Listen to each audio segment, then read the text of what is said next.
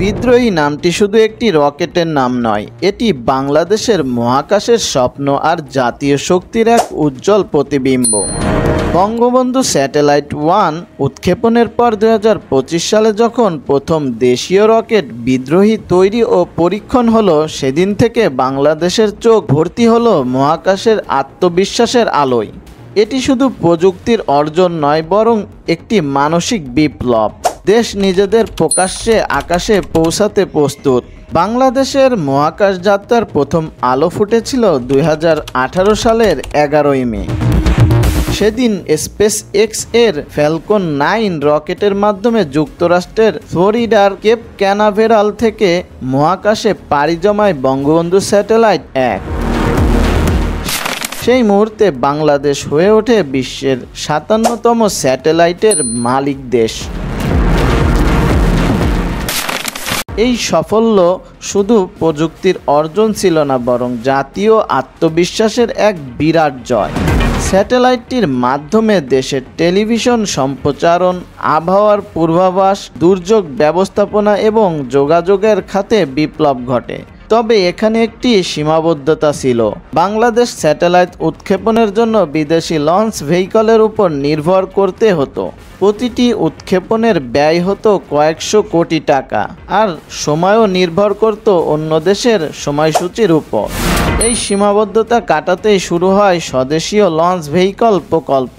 বুয়েট, ঢাকা বিশ্ববিদ্যালয় এবং Bangladesh institute of engineering টেকনোলজির গবেষকরা একসঙ্গে বাংলাদেশ স্পেস ইনিশিয়েটিভ গড়ে তোলেন।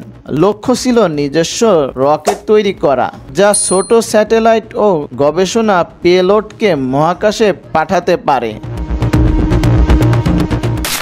পটুয়াখালীর উপকূলে পরীক্ষণ সুবিধার পরিকল্পনা তৈরি হয়, যেখানে থাকবে লঞ্চ প্যাড, ট্র্যাকিং সিস্টেম এবং কমান্ডো সেন্টার। বহু বছর গবেষণা ও নকশার পর 2025 সালে বিশ্বের সামনে আসে বাংলাদেশের প্রথম নিজস্ব রকেট বিদ্রোহী। এই নাম শুধু প্রযুক্তির প্রতীক নয়, এটি স্বাধীনতা, সাহস ও আকাশে পৌঁছানোর এক স্বপ্নের প্রতীক। বিদ্রোহী রকেট তৈরি হয়েছে মাইক্রো ন্যানো স্যাটেলাইট উৎক্ষেপণের জন্য। এর নকশায় ব্যবহৃত হয়েছে multi stage launch system.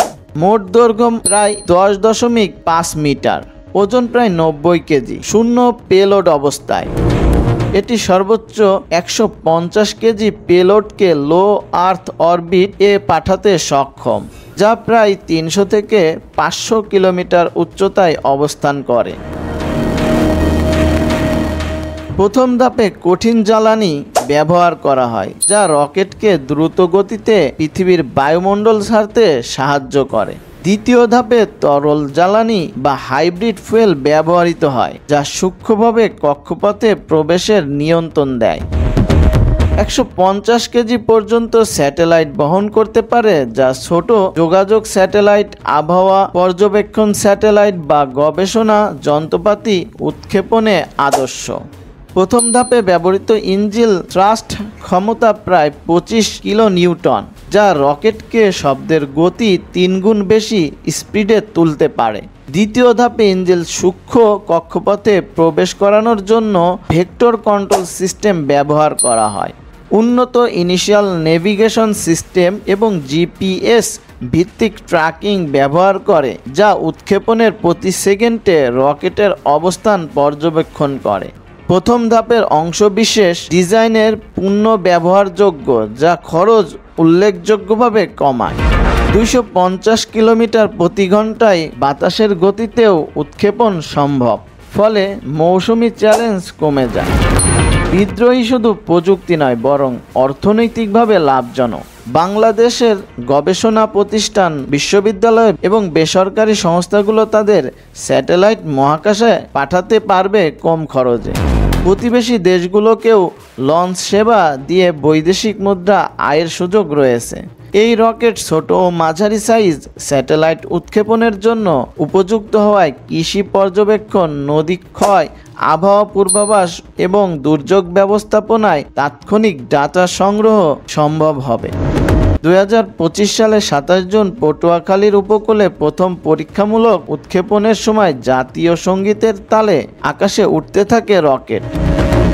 Launch সেন্টারের স্ক্রিনে যখন পেলোড সেপারেশন সাকসেসফুল লেখা ভেসে ওঠে, তখনই বাংলাদেশের ইতিহাসে নতুন অধ্যায়ের সূচনা হয়।